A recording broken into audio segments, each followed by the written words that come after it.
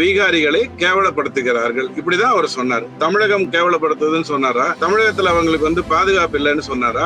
பீகாரிகள் நல்லா இல்லைன்னு சொன்னாரா? அப்படிலாம் எதுவுமே சொல்லல. அவர் என்ன சொன்னாருன்னா, காங்கிரஸ்கி நேதா, கர்நாடகாலையும் தெலுங்கானாலையும் இருக்கக்கூடிய காங்கிரஸ் அரசியல் தலைவர்கள் பீகாரிகளை கேவலப்படுத்துறாங்க. டிஎம்கே உடைய முக்கிய மனிதர்கள் பீகாரிகளை கேவலப்படுத்துகிறார்கள் சொல்றாங்க. பாஸ்ட் டென்ஸுக்கும் சம்பந்தம் இல்லாம, பிரசன்ட் டென்ஸுக்கும் சம்பந்தம் இல்லாம, ஃபியூச்சர் டென்ஸுக்கும் சம்பந்தம் இல்லாத ஒரு கேள்வி.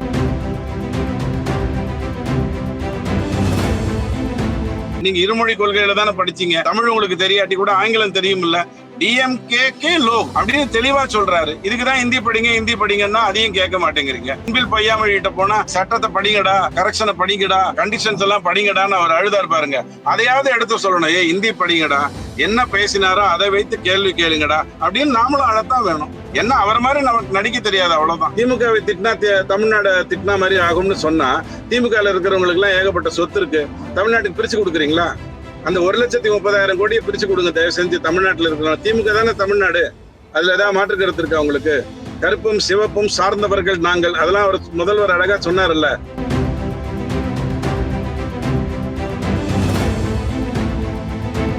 தீபாவளிக்கே ஒரு படம் ரிலீஸ் ஆகணும்னு அவர் ஏன் நினைக்கிறாரு? ஏன் அடுத்த நாள் ரிலீஸ் ஆனா கமலஹாசனுக்கு பதிலாக விமலஹாசன் நடிச்சான்னு நினைச்சு படம் பார்க்க மாட்டாங்களா? 65 வயசுக்கு மேல நீங்க உயிரோடு இருக்கீங்கன்னு ஒரு முறையும் எல்ஐசிக்கு போய் சொல்லணும். 65 வயசுல நான் நடக்க முடியாம இருக்கலாம், பார்க்க முடியாம இருக்கலாம், இன்னொருத்தர் துணை இல்லாம எந்திரிக்க முடியாம கூட இருக்கலாம். ஆனா நான் எக்ஸிஸ்டன்ட்ல இருக்கேங்கிறத ப்ரூவ் பண்ணணும். என்னுடைய எல்ஐசிக்கு நான் போய் ப்ரூவ் பண்ணணும், என்னுடைய வங்கி கணக்குக்கு நான் போய் ப்ரூவ் பண்ணணும். ஆனா அந்த நாட்டுல வாக்கு போடுறதுக்கு மட்டும் நான் போய் ப்ரூவ் பண்ணக்கூடாதா? இது எந்த விதத்துல நியாயம்?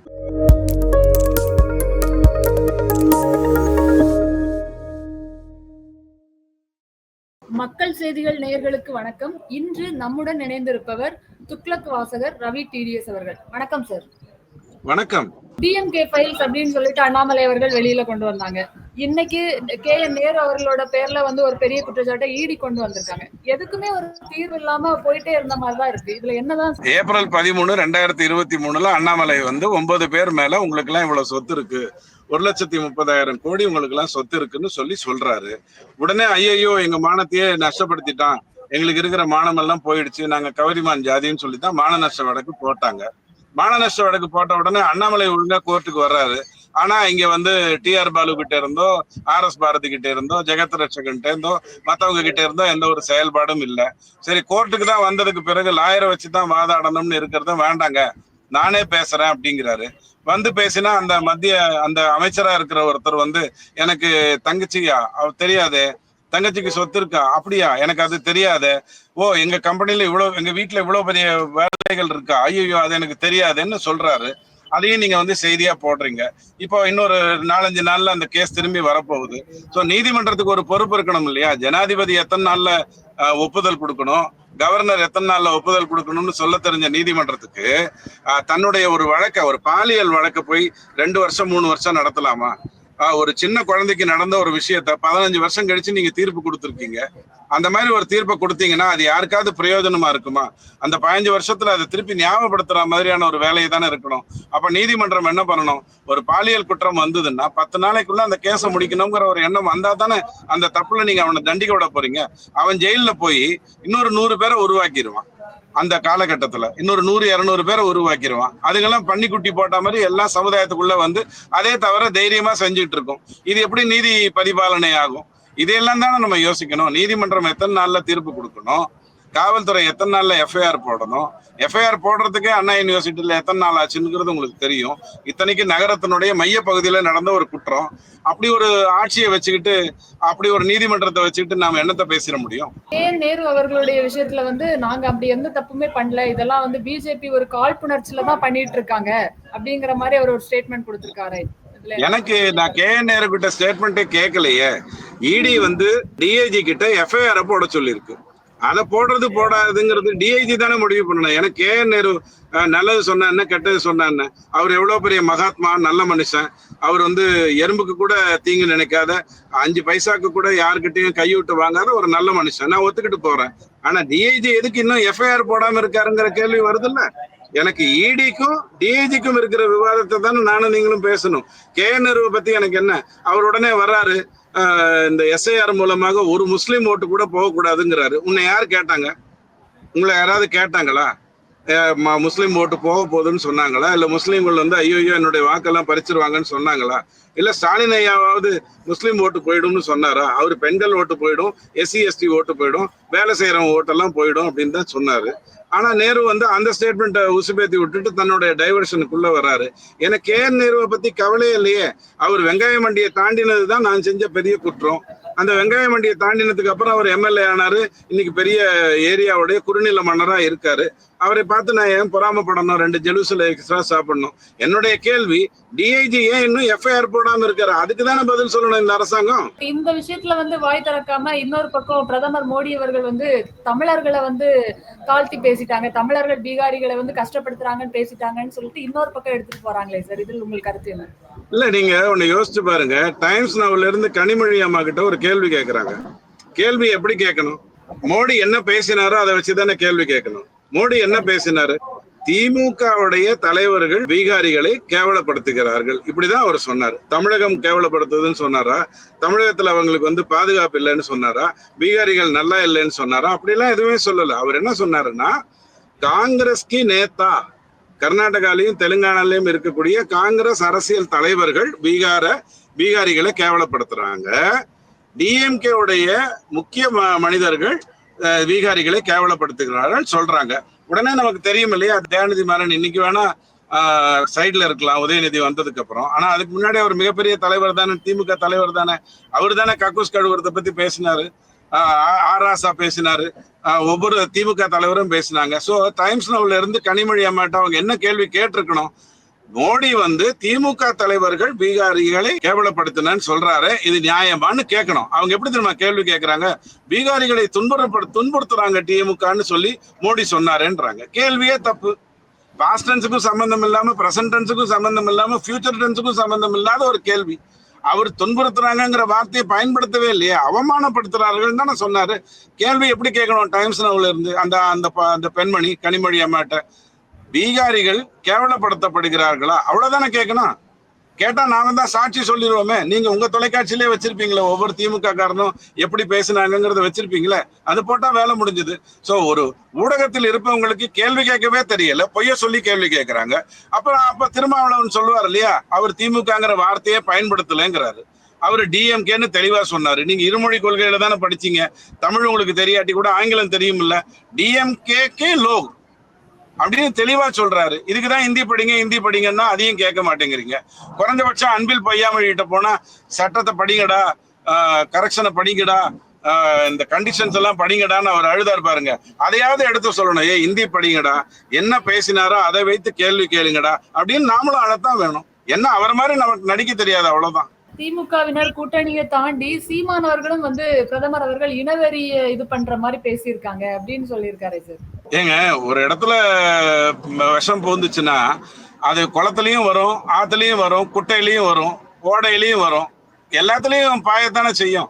அப்போ திமுகவை சார்ந்தவர்களே மடை மாற்றுறாங்க, முதல்வரே மடை மாற்றுறாருன்னா சீமான் மட்டும் மடை மாற்றாம இருப்பாரா? பாவம், அவருக்கு விஜய் வந்ததுனால அது திமுக வாக்குகளை பறிக்குதுன்னு சொல்லி திமுகல இருந்து கூப்பிட்டு சீமான் ஐயாட்ட பேசியிருப்பாங்க. அவர் மாத்தி பேசுறவர். சீமான் ஐயா இன்னைக்கு ஒரு விஷயம் பேசுவாரு, நாளைக்கு அதை மாத்தி பேசுவாரு. அவர்கிட்ட போய் நீங்க கேட்க முடியுமா? 21ஆம் தேதி 7:30 மணிக்கு இப்படி பேசுனீங்களே, 22ஆம் தேதி 8:30 மணிக்கு மாத்தி பேசுனீங்களேன்னு அவர்கிட்ட போய் நீங்க கேட்க முடியுமா? சீமான் எல்லாம் இந்த விஷயத்துல நீங்க ஒரு பொருட்டா எடுத்துக்கணுங்கிற அவசியமே இல்லையா. அவருடைய மதிப்பு குறைச்சலா நான் சொல்றேன், தயவு செஞ்சு நினைச்சிடாதீங்க, அப்படி சொல்லல. ஆனால் இப்படி அவரை கேட்கணுங்கிற அவசியம் இல்லை. அவருக்கு என்ன தெரியும் அதை பத்தி? அவருக்கு ஹிந்தி தெரியுமா? மோடி என்ன பேசினாருங்கிறத நேர்மையா எடுத்து சொல்லணுமா வேணும். திமுகவை சார்ந்தவர்கள் பீகாரிகளை கேவலப்படுத்துகிறார்கள், இதான அவர் கேட்டாரு. அதுல ஏதாவது பொய் இருக்கா? வட மாநிலத்துல வந்து திமுகன்னு சொன்னாலும் அது தமிழ்நாட்டை வந்து ரெப்ரசென்ட் பண்ண மாதிரி தானே இருக்கு அப்படின்னு தானே சார் சொல்றாங்க. எப்படிங்க? நீங்க திமுகவே கூட்டணியில தான் ஆட்சிக்கு வருது, அதால தனியா நிக்கிறதுக்கு அதுக்கு துப்பும் கிடையாது, திராணியும் கிடையாது. சோ திமுகங்கிறதே ஒரு கூட்டணி. திமுகக்கு வர்ற மொத்த வாக்கு 41%, மீதி 59% என்ன? ஈஸ்ட் தமிழ்நாடா? தமிழ்நாடுனுடைய திமுகவை திட்டினா தமிழ்நாடு திட்டினா மாதிரி ஆகும்னு சொன்னா, திமுக இருக்கிறவங்களுக்கு எல்லாம் ஏகப்பட்ட சொத்து இருக்கு, தமிழ்நாட்டுக்கு பிரிச்சு கொடுக்குறீங்களா? அந்த 1,30,000 கோடியை பிரிச்சு கொடுங்க தயவு செஞ்சு. தமிழ்நாட்டுல இருக்கிறோம், திமுக தானே தமிழ்நாடு. அதுல ஏதாவது மாற்று கருத்து இருக்கா உங்களுக்கு? கருப்பும் சிவப்பும் சார்ந்தவர்கள் நாங்கள், அதெல்லாம் அவர் முதல்வர் அழகா சொன்னார்ல, ரொம்ப சந்தோஷம். திமுகவுடைய சொத்தை அப்படியே பிரிச்சு கொடுங்க, வேலை முடிஞ்சிருச்சு. அப்ப மட்டும் வரும்ல மாமா மச்சான் பிரச்சனை. அண்ணன் தம்பி சண்டை போட்டுக்கிட்டாங்கல்ல திமுக, கலாநிதியும் தயாநிதியும் 50,000 கோடிக்கு. திமுக தான் தமிழ்நாடுன்னா நான் உடனே அந்த 50,000 கோடியை பிரிச்சு கொடுங்கன்னு சொல்ல முடியுமா? எனக்கும் கொஞ்சம் கடன் இருக்கு, 4 லட்சம் ரூபாய் கடன் இருக்கு, கொடுத்தாங்கன்னா கொண்டு போய் அடைச்சிட்டு வந்துருவான்ல. அதிமுகவுடைய அடிப்படை தொண்டர்ல இருந்தே செங்கோட்டையன் அவர்களை வந்து நீக்கிருக்காங்க. இது அதிமுகவுக்கு பிளஸ்ஸா இருக்கும்னு நினைக்கிறீங்களா, இல்ல மைனஸா இருக்கும்னு நினைக்கிறீங்களா சார்? ஏங்க, அவர் அதிமுக இருந்து உண்மை மிகப்பெரிய தலைவர். நான் இப்ப போயிட்டு இருக்கிற பாதை வந்து கோபிச்செட்டிப்பாளையத்துக்கு போகக்கூடிய ஒரு பாதை. அங்க நான் வந்து 86லயே அருமையான ரோடு இருக்கிறதெல்லாம் பார்த்துருக்கேன். அவ்வளோ பெரிய தலைவர். ஆனா சசிகலா அம்மா வந்து ஏதாவது ஒரு விதத்துல அதிமுகவை கைப்பற்றணும்னு நினைக்கிறாங்க. சசிகலா அம்மா ஏன் கைப்பற்றணும்னு நினைக்கிறாங்கன்னா, திமுக வந்து அதிமுகவை கைப்பற்றணும்னு நினைக்குது. ஜெயலலிதா போயிட்டாங்க, சசிகலா வச்சுட்டு அதிமுகவை பிடிச்சிக்கலான்னு திமுக நினைச்சது. அப்படி நடக்காம எடப்பாடி தடுத்துட்டாரு.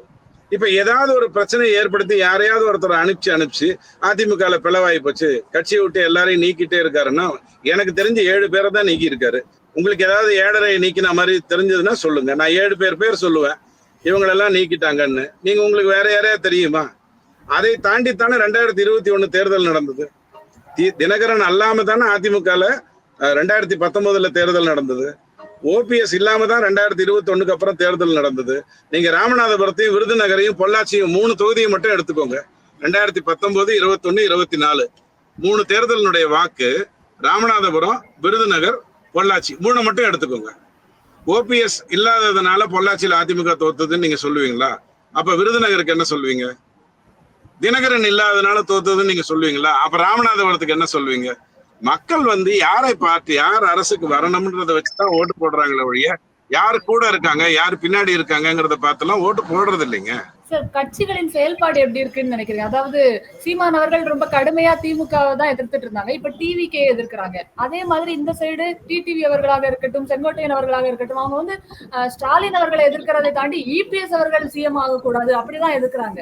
இதுல என்ன மாதிரியான அரசியல் போயிட்டு இருக்குன்னு நினைக்கிறீங்க சார்? ஏங்க, திமுக எதிர்கட்சி எதுன்னு தெரியாமலே ஒரு அரசியல் நடந்துட்டு இருக்க மாதிரிதான் இருக்குது. திமுக ஆட்சிக்கு வரக்கூடாதுன்னு தான் அதிமுக பேசுது, தாவேகா பேசுறாங்க, ஒவ்வொரு கட்சியும் பேசுறாங்க. ஆனா 50 பேர் 53 கட்சியை கூட்டா 48 பேர் போய் அங்க உட்கார்ந்துக்கிறாங்க. இவங்க எல்லாரும் அப்ப ஒரே நேர்கோட்டுல இருக்காங்கன்னு தானே அர்த்தம். இன்னைக்கு விலகி இருக்கிறது பிஜேபி, அதிமுக மட்டும் தானே. மத்தவங்க எல்லாம் திமுக சொல்றதை கேட்டுட்டு தானே அனைத்து கட்சி கூட்டத்துக்கே போறாங்க. எதுக்கு போறாங்க அனைத்து கட்சி கூட்டத்துக்கு? அவரை கொஞ்ச நேரம் பேச விட்டுட்டு சைட்ல ஒரு 4 மனுவை கொடுத்துட்டு வர்றதுக்கு தானே போறாங்கன்னு நான் குற்றம் சாட்டுறேன். நான் பார்க்கல, நான் தப்பு சொல்லிடக்கூடாது, ஆனா நான் குற்றம் சாட்டலாம் இல்லையா? அப்போ 53 பேரை கூப்பிடுறாரு, 48 பேர் போய் உட்கார்ந்துக்கிறாங்கன்னா இவங்க எல்லாம் ஒரே குட்டையில். நான் காமராஜ் ஐயாவும் ஜெயகாந்தன் ஐயாவும் சொன்னதான் சொல்றேன், தயவு செஞ்சு நான் சொல்றேன்னு நினைச்சுக்காதீங்க. இவங்க எல்லாம் ஒரே குட்டையில ஊட்டின மட்டைகள்னு சொல்லிட்டு போயிட்டே இருக்க வேண்டியது தானே. அதிமுகவும் பிஜேபி மட்டும்தானே போகல, தாவேகாவும் எஸ்ஐஆர் விஷயத்துல கவனம் எடுத்துக்கோங்கன்னு தானே சொல்லுச்சு, வேற எதுவும் சொல்லலையே. சோ மத்தவங்க எல்லாருமே ஒரே குட்டையில தானே இருக்காங்க. இப்ப இந்த எலெக்ஷன் டைம்ல இந்த எஸ்ஐஆர் தேவையா, இப்ப ஏன் இந்த அவசரம்னு கமலஹாசன் அவர்களும் கேட்டிருக்காங்க. ஐயோ, கமல் கேட்டாருன்னா நான் உடனே பதில் சொல்லிடுவேன், எனக்கு ஒன்றும் பிரச்சனை இல்லை. தீபாவளிக்கே ஒரு படம் ரிலீஸ் ஆகணும்னு அவர் ஏன் நினைக்கிறாரு? ஏன் அடுத்த நாள் ரிலீஸ் ஆனா கமலஹாசனுக்கு பதிலாக விமலஹாசன் நடிச்சான்னு நினைச்சு படம் பார்க்க மாட்டாங்களா? அவனுக்கு ஒரு வேலை இருக்கு. எஸ்ஐஆர் வந்து நடத்தணுங்கிறது 20 வருஷமா நடத்தாம இருந்தோம். முதல்ல சாலைகள் போடணும், விளக்குகளை கொண்டு வரணும், கழிப்பறைகளை கொண்டு வரணும். 60 வருடமா காங்கிரஸுக்கு ஓட்டு போட்டு நாசமா போயிட்டோம். அப்ப பிஜேபி உள்ள வருது. முதல் 5 வருடத்தை ஒரு மாதிரி திட்டமிடுகிறது, அடுத்த 5 வருடத்தை ஒரு மாதிரி திட்டமிடுகிறது. இப்ப சென்சஸுக்கு போக போறோம், அதுக்குள்ள எஸ்ஐஆர் வந்து ஒழுங்கு பண்ணுங்க அப்படின்னு சொல்லுது. உடனே இந்த நேரம் தான் கரெக்டான நேரமான்னு கேட்டா, அப்ப கமலஹாசன் படம் மட்டும் ஏன் குறிப்பிட்ட நாள்ல ரிலீஸ் ஆகுது? இப்போ பொங்கல்ல ரிலீஸ் ஆச்சுன்னா 4 நாள் கலெக்ஷன் நல்லா கிடைக்கும்னு நினைச்சுதானே பண்றாங்க. ஏன் பொங்கலுக்கு அப்புறம் இந்த குடியரசு தினத்தும் போது ரிலீஸ் பண்ணா கமலஹாசன் படம் ஊத்தி போயிடுமா? சண்டை போட்டார்ல விஸ்வரூபத்துக்கு, உடனே வரணும்னு சண்டை போட்டார்ல. அப்ப அவர்கிட்ட எல்லாம் போய் கேட்டாருன்னா கமலஹாசன்கிற அறிவாளிக்கு நான் பயங்கரமா பதில் சொல்லுவேன். என்ன இப்ப வேற வேலை இருக்கிறதுனால அதுக்கு பதில் சொல்லல. ஆக்சுவலா எஸ்ஐஆர்னா என்ன சார்? இந்த பாமர மக்களுக்கு அது எந்த மாதிரியான புரிதலை ஏற்படுத்திருக்கும்னு நினைக்கிறீங்க? பாருங்க, நான் முதல்ல உங்களுக்கு சொன்னேன், அதாவது நீங்க ஓட்டு போடுறீங்கிறது வந்து இவ்வளவு நாள் போட்டிருக்கீங்க. ஆனால் உங்க வீட்டுல இறந்தவர்களையோ அல்லது உங்க வீட்டுல புலம்பெயர்ந்தவர்களையோ நீங்க போடல. இப்போ கேஸ் கனெக்ஷன் உங்களுக்கு வேணும்னா நீங்க அங்கிருந்து கட் பண்ணி இங்க கொண்டு வந்து ஆன் பண்ணாதான் கேஸ் கனெக்ஷன் கொடுக்குறான். அதனால அங்க பிரச்சனைகள் வரமாட்டேங்குது.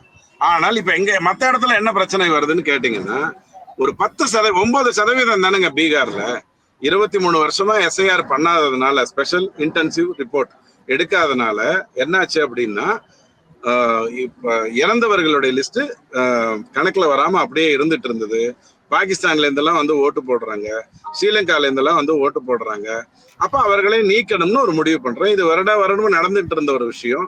நேரு பண்ணாரு, இந்திரா காந்தி பண்ணாங்க, நரசிம்மராவ் பண்ணாரு, ராஜீவ் காந்தி பண்ணாரு, கருணாநிதி ஐயா கேட்டாரு, ஸ்டாலின் ஐயாவே 55,000 வாக்குகள் விடுபட்டிருக்குன்னு கேட்டாரு.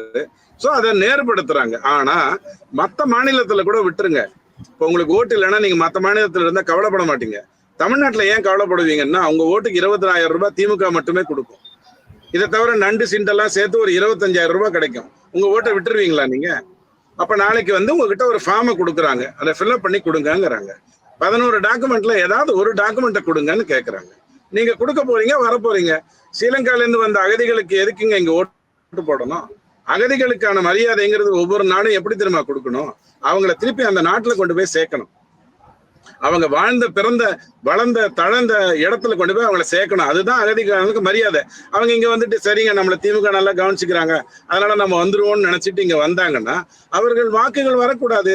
தேர்தல் கமிஷன் யாருக்கு தெரியுமா ஓட்டு போட? தேர்தல் கமிஷன் வந்து நீங்க குடிமகனா இல்லையான்னு பாக்குறது, அதனுடைய குடிமகனா இல்லையான்னு உங்களை உருவாக்குறது அதனுடைய வேலை இல்லை.